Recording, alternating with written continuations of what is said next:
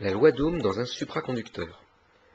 On va mesurer ici une loi d'Ohm dans cette petite céramique noire qu'on voit au bout du fil. Alors vous voyez 4 petits plots argentés. En fait, c'est des soudures sur lesquelles on a fait amener 4 fils, 2 fils pour le courant et 2 autres qui mesurent la tension. Donc on envoie un courant dans ce barreau et on mesure la tension correspondante. Vous voyez, le boîtier blanc permet d'envoyer le courant et on mesure ça sur un oscilloscope.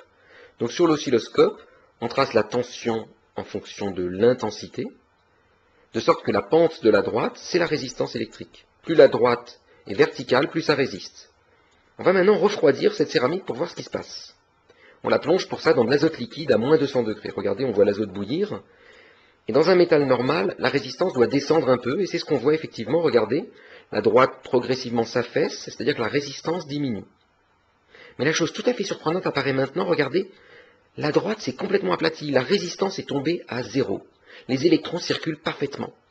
Et si maintenant on réchauffe à nouveau ce matériau, la résistance apparaît. On vient de mettre en évidence la supraconductivité, un phénomène tout à fait étrange.